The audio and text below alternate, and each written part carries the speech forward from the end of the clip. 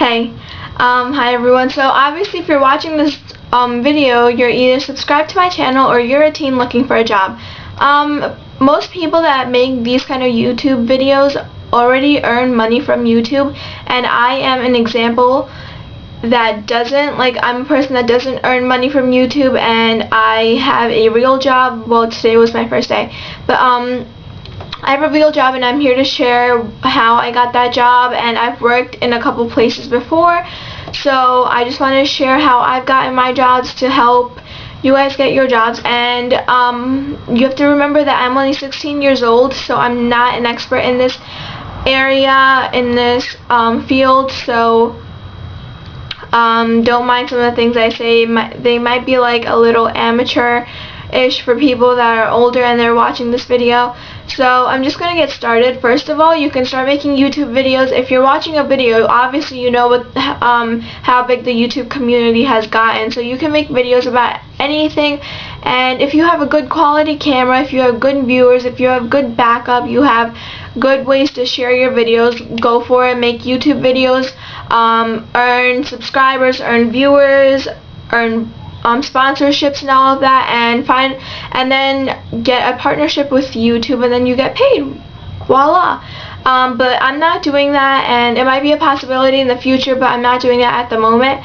So for someone that's not like that, YouTube is not their cup of tea, you can always do things like, well, this video is for teens, so every single state in the United States, or like around the world, if you're watching this video and you're not from the United States, I don't know like when what the laws are. Like every single state, every single country has different laws on child labor, but I think New Jersey, you have to be at least 14 or 13 to work with a work permit, and you have to be 16 to work without a work permit, but you have to fill out a W-4 tax return form, I think it is. And where was I going with this?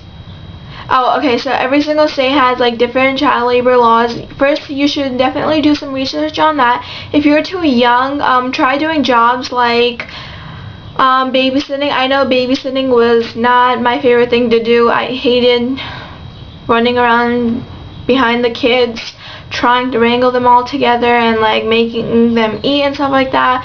Wasn't my best job, and the lady I babysat for lived 20 minutes away. I didn't want to drive. I didn't want to make my mom drive every single time I had to babysit, and it wasn't a steady job. She'd call me 10 times in a month, and then she'd call me no times in a month. So it wasn't a steady job, and I wanted money coming regularly, so I could actually save up for my Sweet 16. So I stopped doing that, and I started looking for a real job. Well, first let me just talk about different things that teenagers can do. You can babysit, you can open up a lemonade stand, which doesn't help at all, but it's just an idea. If you live in a rich neighborhood and people would be willing to pay 20 bucks for a cup, go for it. Go ahead. You can always do chores around the house. I know my parents don't pay me to do chores around the house. They're like, it's your job, you're a kid, you live under our roof, do the chores.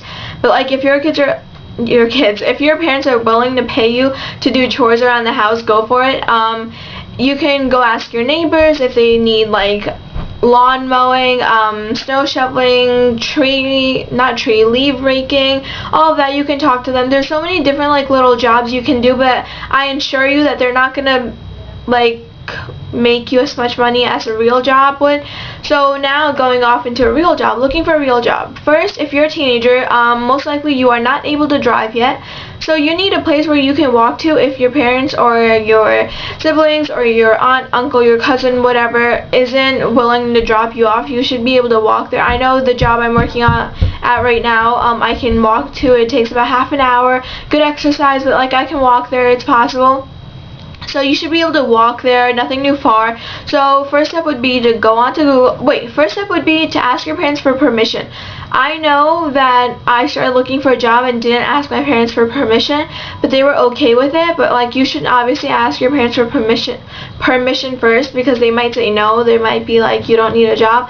But ask your parents for permission. Next, open up your laptop, your computer, turn it on, go on to Google, and type in restaurants, look for restaurants, stores, fast food places, ice cream parlors, clothing stores, any kind of stores, gyms in your area that you can walk to that are like less than a mile away or something, or like a mile away, and call those places up, ask them if they're hiring. If they say no, then be very cordial and say thank you very much anyway, and if they say yes, and if they say apply online, in my opinion, if you apply online, 100% of the time you don't get the job because they don't even look at your application. So you should be like, can I come in person and apply?